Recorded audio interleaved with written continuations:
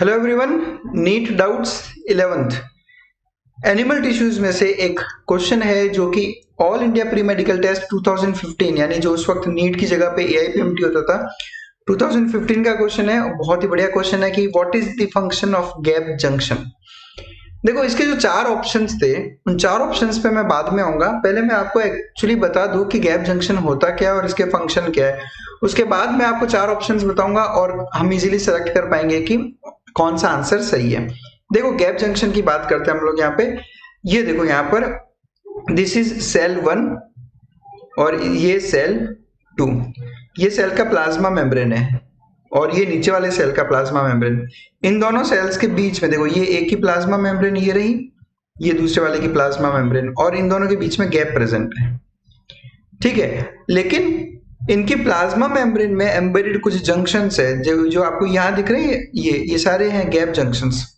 ये सेल 1 की plasma membrane को सेल 2 की प्लाज्मा मेम्ब्रेन से कनेक्ट कर रहे हैं। कैसे कनेक्ट कर रहे हैं आप यहाँ देखो, ये यहाँ पर तो आपको यहाँ पे दिख रहा होगा कि किस तरह से इन दोनों सेल्स के बीच में कनेक्शन बिठा रखा है।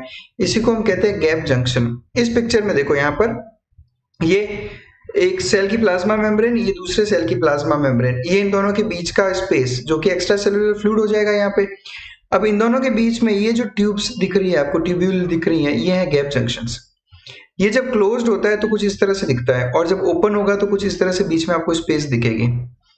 यहाँ पे देखो आप, ये यहाँ पर ओपन कैटेगरी दिखा रखी है। तो इस सेल में से कोई भी चीज इस ट्यूब्यूल के बीच की ओपनिंग्स में से होते हुए इस सेल में आराम से एंटर कर सकती है, या फिर नीचे वाले सेल की कोई भी सब्सटेंस यहाँ से यहाँ पर एंटर कर सकता है। और जब जरूरत नहीं पड़ती तो इस तरह से क्लोज हो जाती है। जब क्लोज होगी तो किसी तरह का एक्सचेंज नहीं होगा। अब मैं ऑप्शंस पढ़ता हूं कि गैप जंक्शन का फंक्शन क्या होता है। ये है बेसिकली गैप जंक्शन। पहला, stop the substances from leaking across tissue. नहीं, वो कह रहा है कि किसी टिश्यू में से सब्सटेंसेस को लीक होने से बचाना। नहीं। Second option, performing cementing to keep neighbouring cells together. मतलब ये दो सेल्स के बीच में सीमेंट की तरह काम करता है जिससे दो सेल्स पास पास रहे। नहीं, ये भी इसका मेन फंक्शन नहीं है। तीसरा, it facilitates communication between adjoining cells. Adjoining मतलब आसपास के। It facilitates communication between adjoining cells by connecting cytoplasm for rapid transfer of ions, small molecules and some large molecules.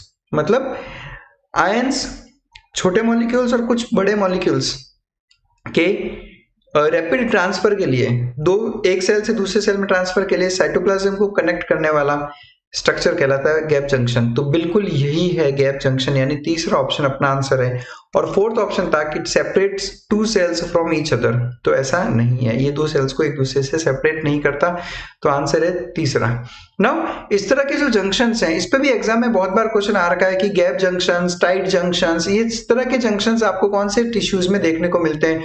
तो उसका आंसर है एपिथेलियल टिश्यूज। एपिथेलियल टिश्यूज में इस तरह के जंक्शंस काफी कॉमन है। एंड बिलीव मी, ये जो क्वेश्चन है कि कौन से टाइप के टिश्यूज में जंक्शन फ्रीक्वेंटली देखने को मिलते हैं, ये क्वेश्चन कम से कम 3 बार नीट और एम्स में आ चुका है और उसका आंसर होता है एपिथेलियल टिश्यू। प्लांट्स की बात करोगे तो प्लांट्स में भी दो प्लांट सेल्स के बीच में कनेक्शन के लिए एक ब्रिज लाइक स्ट्रक्चर होता है। जिस तरह ये देखो, ये सेल 1, ये सेल 2, इन दोनों को बीच में कनेक्ट करने के लिए we have got plasmodesmata. But plasmodesmata present होता है प्लांट सेल्स में।